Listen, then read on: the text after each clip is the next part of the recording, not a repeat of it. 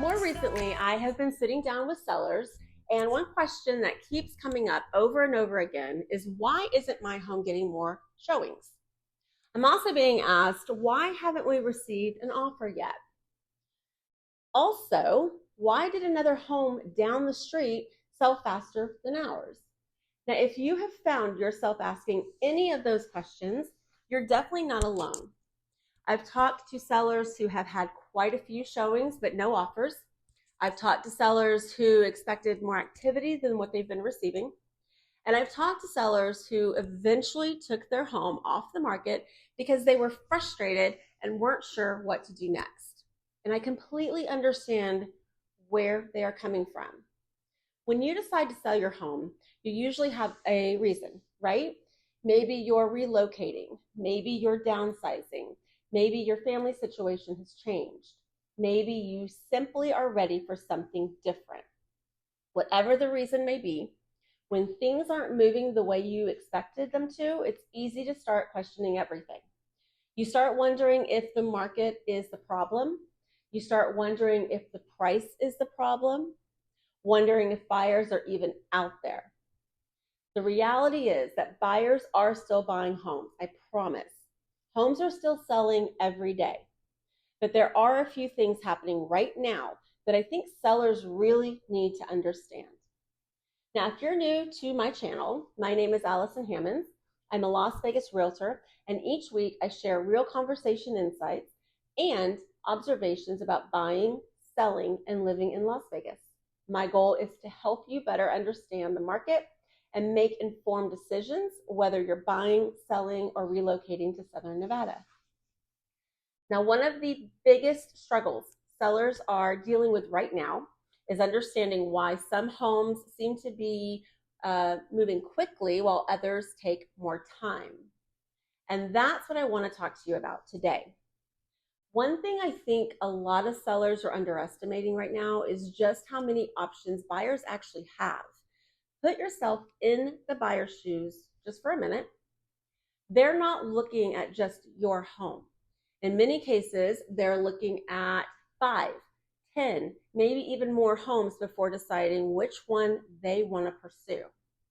They're comparing photos, they're comparing condition, they are comparing upgrades, they're also comparing location, they're comparing value. And when buyers have that many options, they tend to slow down and become more selective. Now, that can be frustrating as a seller because you're sitting there wondering why nobody has made a move yet on your home. But often it isn't because buyers aren't interested in your home. It's because they're taking more time to decide which home feels like the best fit for them. Now, let's talk about the elephant in the room for just a minute, and that's pricing. Because whenever a home isn't moving as quickly as expected, that's usually the first place people's minds go is the price. And sometimes price is part of the conversation, but not always in the way people think. What I'm finding right now is that some of the homes generating the most attention are being positioned very aggressively from the start. That doesn't mean that every seller should race to lower their price, not at all.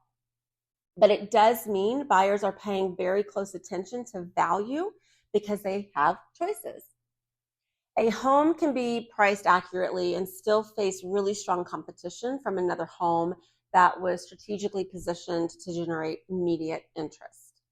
That's why pricing today has become more of a strategy conversation than simply picking a number. And while we are on that topic, I think that it's important to talk about comparable sales. A lot of people assume that if a nearby home sold for a certain amount, that their home should automatically sell for something similar. Sometimes that is true, but sometimes it isn't. And I wish I could tell you there was a magic formula. Trust me, if there was, every agent in town would be using it. The reality is that two homes can look very similar on paper and get completely different reactions from buyers. Now, one home may feel move-in ready, another may need some updates. One may have a larger lot, and another may have more desirable location within the neighborhood. One may simply photograph better online. All of those things influence how buyers respond. And that's what makes today's market a little more nuanced than many people realize. Another thing I think sellers really need to understand is that buyers are taking longer to make decisions. They are asking more questions. They're comparing more homes. They're doing more research than in past. They're being careful. And honestly, I really don't blame them. Buying a home is one of the biggest financial decisions that most people will ever make. Now, they're taking the time they need to feel comfortable and confident moving forward. That can test a seller's patience. I know it can. But a slower decision-making process does not automatically mean that something is wrong with your home.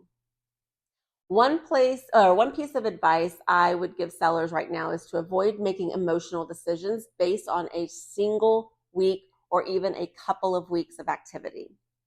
Instead, look at the bigger picture. Look at the feedback. Look at the competition. Look at what buyers are responding to, and then make thoughtful adjustments if adjustments are needed. Because often the answer isn't starting over. It's making strategic changes based on what the market is telling us.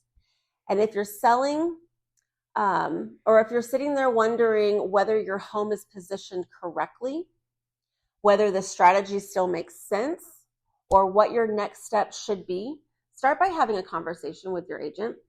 Every home is different. Every neighborhood is different.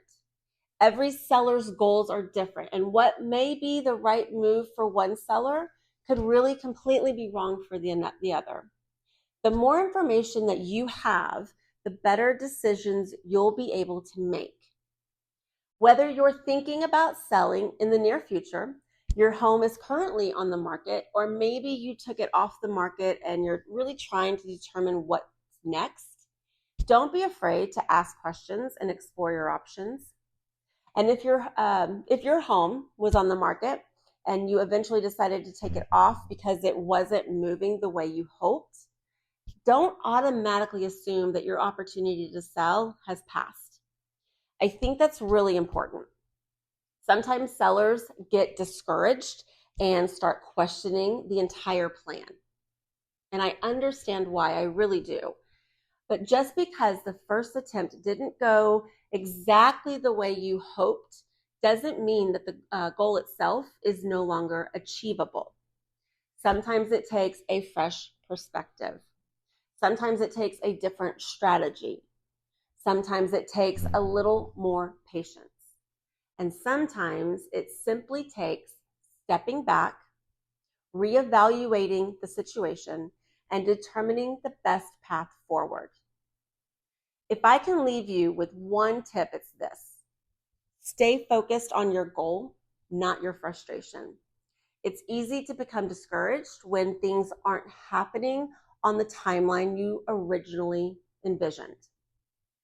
But the sellers who tend to have the most success are the ones who stay patient, stay flexible, and remain open to making adjustments when those adjustments make sense. The market is constantly changing, and sometimes that means adjusting the strategy along the way. It doesn't mean that your opportunity to sell has disappeared. It simply means we need to stay focused, stay flexible, and continue making decisions based on today's market conditions. Thank you so much for sticking with me today. I hope this conversation gave you a little more clarity and confidence moving forward. Until next time, take care of yourself, and God bless.